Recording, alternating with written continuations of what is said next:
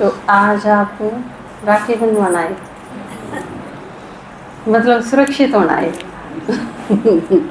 कि आपका फिर कोई खतरा नहीं रहे। खतरा माने के मानो हो, उसमें थोड़ा सा दृष्टिकोण बदलने की ज़रूरत पड़ेगी। जैसे एक उदाहरण से समझाऊंगा। आपके घर में आपके लड़के पे, आपकी लड़की पे कोई मुसीबत आ गई और वो ज्ञान में नहीं चलते, ठीक है, आप ज्ञान में चलोगे, तो उसके ऊपर मुसीबत आ गई तो आप यूँ सोचोगे राखी तो बंधवाई थी पर इसने रक्षा तो ना करी बड़का की, उसमें सुरक्षा की गारंटी बाबा क्यों कर दे है, वो समझ लो। आपके घर में जो ज्ञान में नहीं चलता उसके ऊपर जब मुसीबत आवेगी तो आप उससे चिंतित को नहीं हो, या है सुरक्षा की गारंटी। उनके ऊपर तो आवेगी मुसीबत है। ऐसा नहीं है कि आपने राखी बंधवा ली या मामे कम हो गए, तीज मना ली, तीज मना ली तो भी वही बात है। तीज मनाना क्या है, एक बाबा मन मनावा है ना, एक के साथ रस्सी बांध दी ऊपर और किसी में अटके नहीं, तो मतलब इसका क्या होया, एक बाबा दूसरा न कोई, यो मतलब होया। रक्षाबंधन के है भगवान ने छोड़ के ने और किसी के अंदर कोई लगाव नहीं, इसका मतलब एक बाप दूसरा न कोई, यो ये राखी है। सारे त्योहारों का सार यो ये है कि एक बाप दूसरा न कोई, और जो यह चीज मान लेगा कि एक बाप दूसरा न कोई, उसकी सुरक्षा हो जाएगी। क्योंकि अगर आपका सारा मन बाबा में है तो फिर आपका मन कोई तोड़ ना सकता। दिल अगर पूरा का पूरा बाबा ते ये दे दिया तो जिसने दिल दिया है तोड़ तो वो ही सके है ना, जिसने दिया ही नहीं वो तोड़ेगा कितने, तो और किसे ते देना ही नहीं, एक बाबा ती देना है। सारा पूरा का पूरा दिल भक्ति की डाल नहीं, इस दिल के टुकड़े हजार हुए, कोई यहाँ गिरा कोई वहाँ गिरा, पहले बखेर रखा था नू, 5% छोरे में, 5% छोरी में, 5% बहू में, 10% पोता पोती में, 10% रिश्तेदारा में बांध रखा था। साबित रहे क्यों कर, और सारे के सारे तोड़निए, अपना अपना टुकड़े न सब तोड़ी बैठे रहेंगे, तोड़ के रखेंगे। तो आपने सारा का सारा बाबा ती दे दिया, भगवान तोड़े नहीं, पक्की बात है। और किसी से भगवान देने नहीं दे जो और कोई तोड़े, तो होगी सुरक्षा, दिल तो रह गया साबित। पीछे अपने जब औरतें ही बांट दोगे सारे तो वह उन पीछा का दुरुपयोग करेंगे।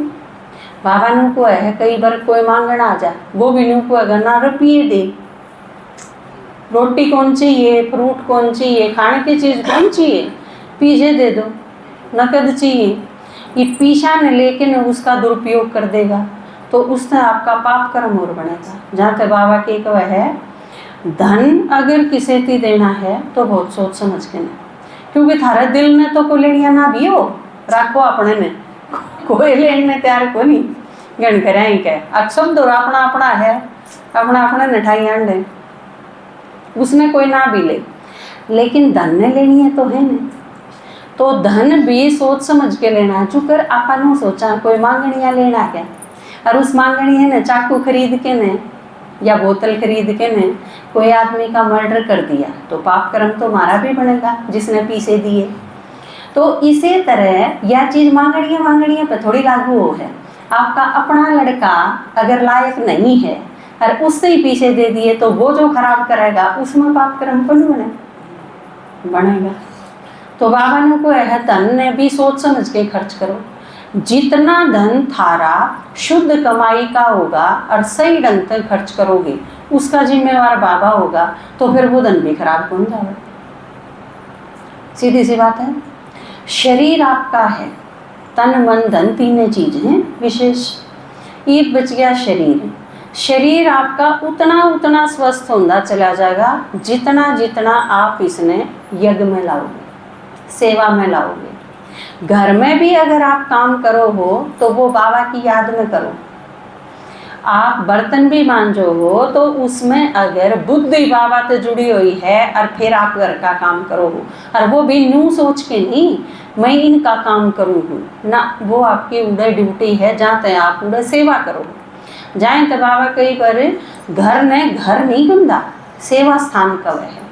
तो आपका शरीर और दूसरा यज्ञ में, इब आप संडे ने भी जाओ हो, वीरवार ने भी जाओ हो, मधुबन भी जाओ हो, किते सेंटर पर भी जाओ हो, तो उस टाइम भी आप सेवा करो हो।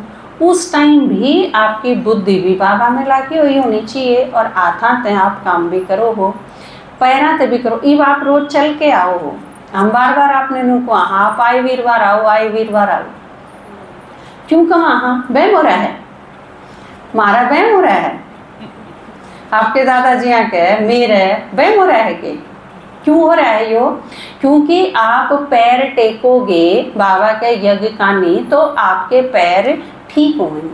और सबसे ज़्यादा पैर दुखे हैं क्योंकि यज्ञ का नहीं चलते को नहीं वह पा जहाँ का हम सोचा हाँ के पाया ने धरेंगे तो बाबा ने क्या किया, कदमा में पदम, काना में पदम के कही है, आँखा में पदम कही हो, नाक में पदम कही हो, मुंह में पदम कही हो, कदमों में पदम। इसका मतलब यज्ञ का नहीं कदम टेकना बहुत ज़रूरी चीज़ है।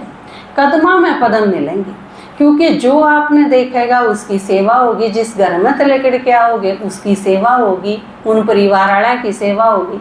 पाछे तो किसी रिश्तेदार का फोन आ गया कहेंगे बाद ओम शांति जा रही है, उसकी सेवा होगी। आप अगर घर से निकलोगे तो बहुत लोगों की सेवा इसी होगी आपके बिना करी।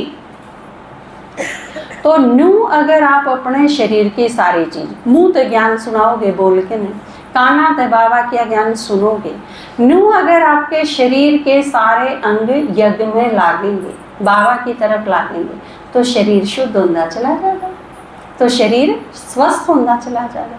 तो इस तरह से बाबा गारंटी दे है न्यू नहीं कि तू चाहे किम्मे करिए, यू गंगा जी का नान को नहीं है आके एक बर्तन धो लिया ये उल्टा जाके फिर छकमा पाप कर्म कराइए चाहे हर साल भर पाचे फिर नाना जाइए, ऐसा नहीं है।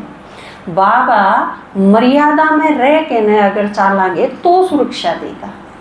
यह लक्ष्मण रेखा है, सीता तो गारंटी दी थी तेरी सुरक्षा रहेगी, तन्ने कोई कि मैं नहीं कह सकता, लेकिन कद रहेगी जब तू इस रेखा ते बाहर ना लकड़ेगी, जब रहेगी। भीतर के रावण कर सका था कि नहीं, लेकिन सीता बाहर लकड़ाई तो थामी अगर बाहर लेकर जाओगे तो वह क्या कर सके है राम, फिर राम भी कि मैं नहीं कर सकता।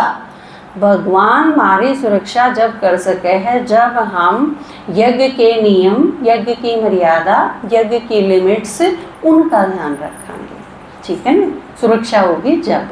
तो यह चीज़ भगवान क्यों कर गारंटी दे है कि प्रतिज्ञा करे है, वह चीज़ पहले समझनी जरूरी है, नहीं तो फिर तड़के कि में भी होती है आप बुलाना दे दोगे बाबा ने, है ना कि मैंने योग कराया तो था, कहीं कह देंगे ना अब मेरे छोरे के न्यू हो गया दारू पी के ना मेरा छोरा ना और कोई मार दिया, भगवान की तड़िया मेरे दारू पीड़िया गार्डन की कड़ा की थी भगवान ने, अब कोई कि मैं पियो मार गाड़ूंगा, यह चीज़ नहीं कही। तो इसका मतलब फ़ायदा बाबा समझावे है। ईब रक्षाबंधन की बाकी भी क्लास होंगी, अगला संडे भी, अगला वीरवार भी, वो भी आप सुनोगे।